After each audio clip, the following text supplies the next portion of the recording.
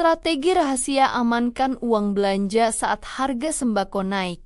Tips ibu cerdas. Sebelum lanjut, pastikan moms semua klik tombol subscribe, share, dan like dulu ya, agar channel ini bisa lebih berkembang, bermanfaat buat lebih banyak teman-teman yang lain. Terima kasih, dan yuk lanjut deh. Hello mamis.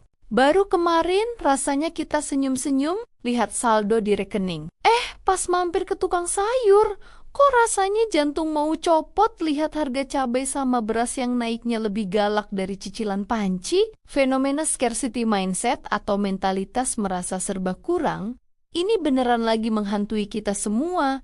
Gara-gara kondisi ekonomi dunia yang lagi goyah tidak karuan. Mulai dari konflik global sampai cuaca ekstrem yang bikin panen gagal total. Menurut artikel dari sebuah jurnal ekonomi terkemuka, inflasi bahan pangan itu memang jadi ancaman paling nyata buat ketahanan dompet rumah tangga.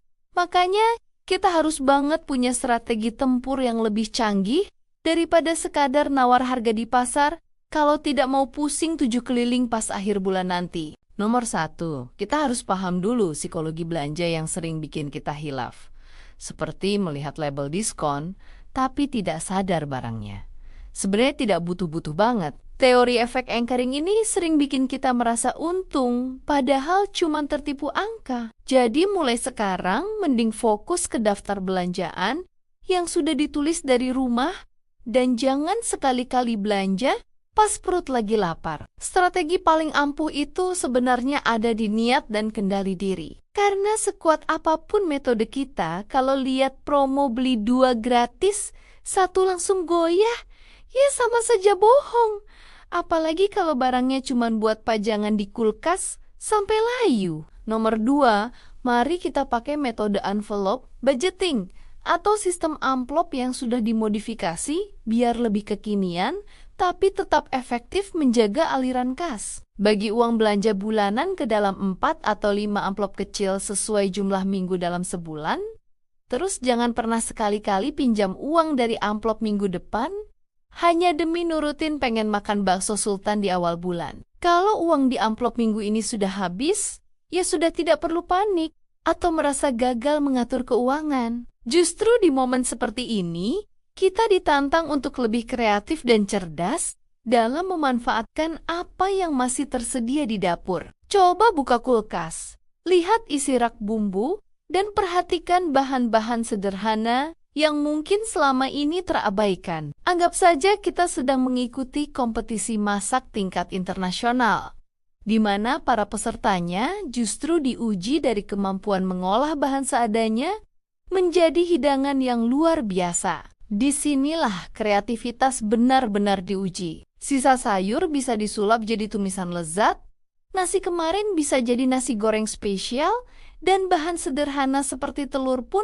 bisa diolah jadi berbagai menu menarik. Yang penting bukan seberapa mewah bahannya, tapi bagaimana kita mengolahnya dengan penuh ide dan rasa. Dengan sedikit sentuhan bumbu, teknik memasak yang tepat, dan semangat untuk berkreasi, hidangan sederhana pun bisa terasa seperti masakan restoran. Nomor 3, terapkan teori substitution atau cari alternatif bahan makanan yang harganya lebih masuk akal tanpa mengurangi gizi keluarga tercinta. Kalau harga cabai lagi setinggi langit, ya sudah, kita ganti pakai lada atau sambal botolan dulu. Atau kalau harga daging sapi lagi tidak masuk akal, ya kita beralih ke protein nabati seperti tempe. Dan tahu yang sebenarnya jauh lebih sehat buat kolesterol suami. Ini bukan pelit ya Bu, tapi ini namanya taktik gerilya ekonomi. Supaya dapur tetap ngebul dan anak-anak tetap bisa minum susu,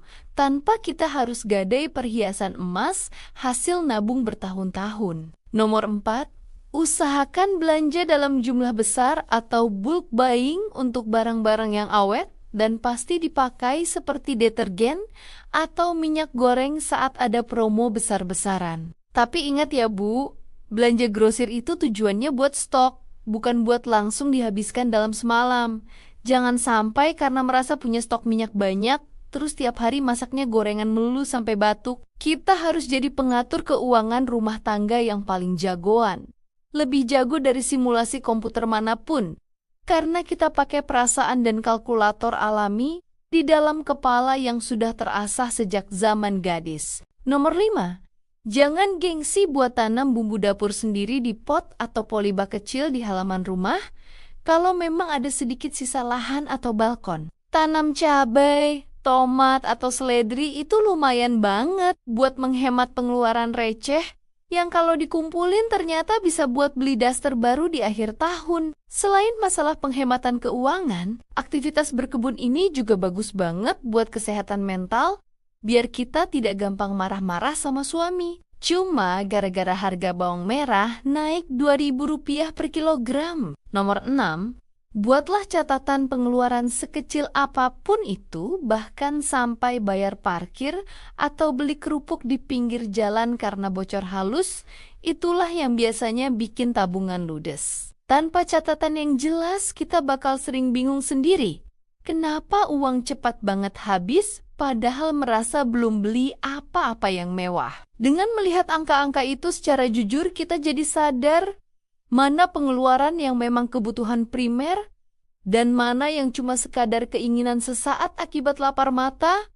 Pas lihat postingan teman di media sosial, dan kita pun bisa membuat evaluasi keuangan sederhana, pos mana saja yang bocor dan bisa ditambal. Jujur saja ya Bu, kadang saya juga merasa lelah harus hitung angka tiap hari, sampai rasanya otak mau meledak gara-gara harga telur yang naik. Turunnya lebih ekstrem dari wahana taman bermain. Tapi mau bagaimana lagi? Kalau bukan kita yang bergerak, siapa lagi yang mau jaga gawang keuangan keluarga supaya tidak kebobolan di tengah badai ekonomi global yang tidak menentu ini? Kita ini sebenarnya pahlawan tanpa tanda jasa yang berjuang di depan kompor. Memeras otak biar gizi keluarga tetap terpenuhi, meski harga-harga lagi mengajak baku hantam dengan dompet kita. Mari kita tetap optimis dan jangan sampai kehilangan tawa, karena kebahagiaan rumah tangga itu tidak selalu diukur dari seberapa mewah menu di meja makan, tapi dari seberapa tenang suasana hati kita. Masalah harga naik itu ujian kreativitas saja. Dan saya yakin ibu-ibu di seluruh dunia itu makhluk paling kreatif kalau sudah urusan bertahan hidup demi masa depan anak-anak. Tetap semangat ya Bu. Teruskan perjuangan mengelola Rp30 dengan cerdas, dan jangan lupa kasih apresiasi buat diri sendiri, meskipun cuma dengan segelas teh hangat dan gorengan buatan sendiri di sore hari. Terima kasih Mam semua sudah menemani dan mendengarkan ceritaku sampai akhir. Sampai ketemu lagi di video-video berikutnya. Jangan lupa share video ini ke teman-teman lain ya.